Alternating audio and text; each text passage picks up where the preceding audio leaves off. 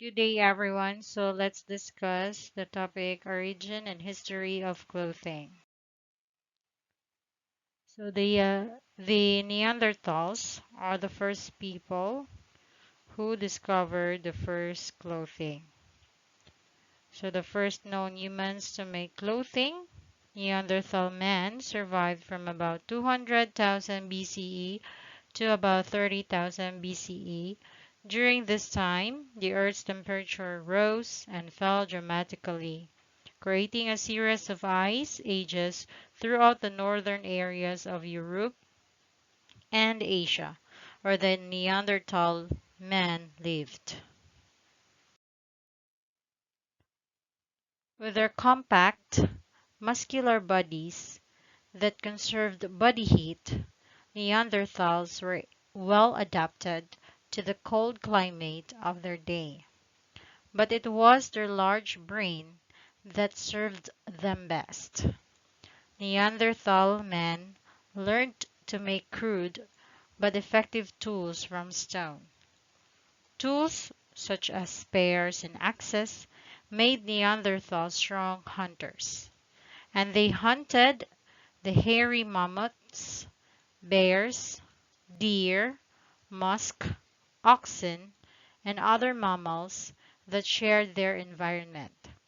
At some point, Neanderthals learned how to use the thick, furry hides from these animals to keep themselves warm and dry.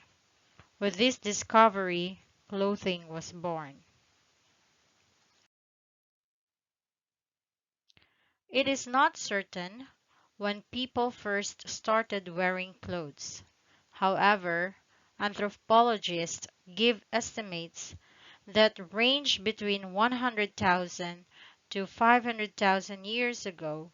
The first clothes were made from natural elements, from animal skin and furs, grasses and leaves, and bones and shells. Clothing was often draped or tied. However, simple needles made out of animal bone provide evidence of sewn leather and fur garments from at least 30,000 years ago. When settled Neolithic cultures discovered the advantages of woven fibers over animal hides, the making of cloth, drawing on basketry techniques emerged as one of humankind's fundamental technologies. So this is a Neanderthal and this one is a Cro-Magnon. So Cro-Magnon man, considered the next stage in human development, emerged around 40,000 years ago and made advances in the clothing of the Neanderthals. The smarter Cro-Magnon people learned how to make fire and cook food, and they developed finer, more efficient tools.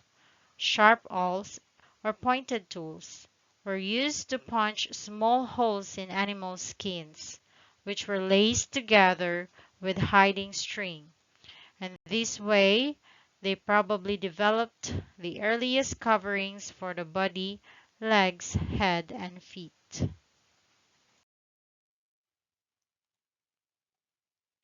It is thought that the first assembled piece of clothing was the tunic.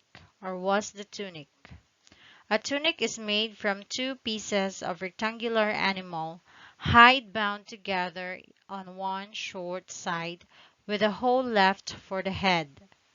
This rough garment was placed over the head and the stitch length lay on the shoulders, with the remainder hanging down. The arms stuck through the open sides, and the garment was either closed with a belt or additional ties were placed at the sides to hold the garment on the body. This tunic was the ancestor of the shirt.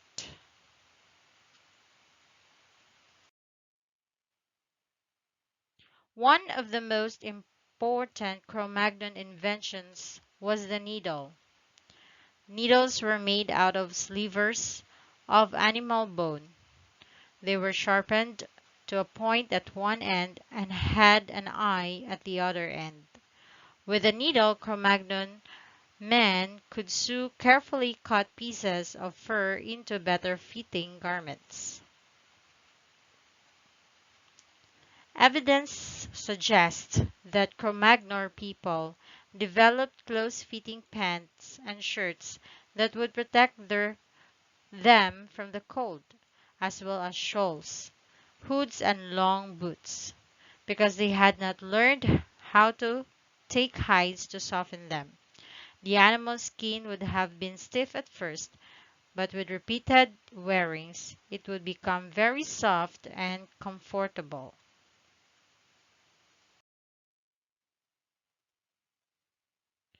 Timeline of clothing.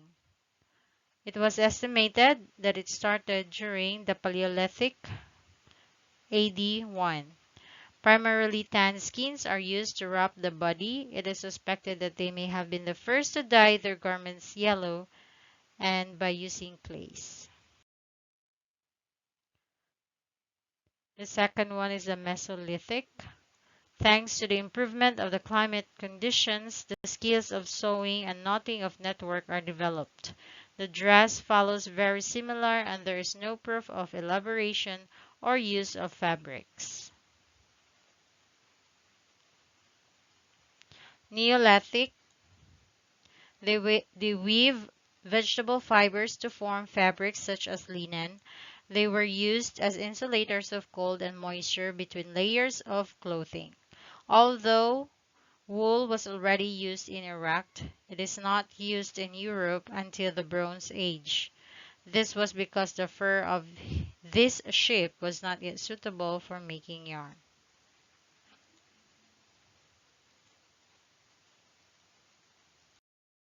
The ancient Rome, about 753 BC to 476 AD. For both men and women, the tunic was the most common garment. It was attached to the waist with a belt and fastened with clasps. The wealthiest people used to put a toga, which consisted of a cloth to which they turned and fell in folds. Ancient Egypt, 3100 to 2686 AC. In the Old Kingdom, as Egyptian clothing, men wore a skirt called shanty, fastened with a belt to the hip and pleated at the front.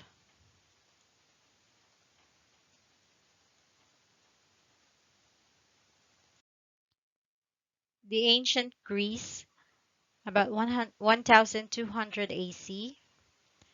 In ancient Greece, no underwear was used except for a strip of cloth that women used to hold the chest, on which a tunic was placed, which could be of two types, the peplo and the chiton. Middle Ages, its beginning is located in the year 476 with the fall of the Roman Empire of the West and its end in 1492 with the discovery of America. Clothing in the Middle Ages, everyday clothes. Men used to wear long stockings and tunics. The women, on the other hand, wore long dresses with sleeveless tunics and headbands that covered their hair. To protect themselves in winter, men and women wear it. Next one is the modern age. First of all, we have the Renaissance or the Renaissance. In this period, Italian fashion with feathers, hats, and other accessories predominates. The shoes are ears in the tip. Women continue to wear corsets, leaving the skirt fall. This is formed by several layers of fabrics. However, in Spain will be born a new fashion, the wire structures. Ancient Greece, Middle Ages, and Modern Age. The next one is the Contemporary Age, about 476 DC. At the beginning, they were only used for the day and informal attire. But already in the 1820s, they were allowed to be used for the night. The tall hat worn since the late 18th century was still used and became the top that hat worn during the day and formal dress throughout the 19th century. World War I, the first covers from the beginning of the First World War, which is characterized by being the appendage of the ornate fashion typical of the Belle Epoque, as well as by the appearance of a silhouette that tends towards vertically in women. They are put fashionable straight and long corsets and skirts, while little fight and accompanied by an overskirt and Orientalism. World War II, the designers were forced to eliminate extra pockets, double bibs, and had to reduce the width and length of the skirts. This translates into a new appearance in women. The skirts were shortened and the dresses became narrower combined with short jackets. The long evening gowns gave way to dresses that covered just below the knee. The next one is the hippies during the 1960 and 1970. Very long hair with limp, limp with natural fall and bell pants in both jeans and prints are the protagonists of a decade in which hippies imposed a trend. The platform shoes, the ground glasses, and the long leather bags and the beards were the complements to make the dress one that emulated peace and love. The next one is the 1980s to 1990s fashion. The fashion of the 80s is one of the most remembered. Every year in some collection we find garments inspired by this era. The dress was striking, shiny and exuberant. Tight pants and white shirts were used if they were shims better. As women began to be exercised and athletic, the clothes were very comfortable and inspired by the gym as tights, large printed shirts, sweatshirts, and vests. The accessories that were used were leggings, headbands, and bracelets with many colors. And the last one is the 14th century. The 14th one is the 21st century. Okay.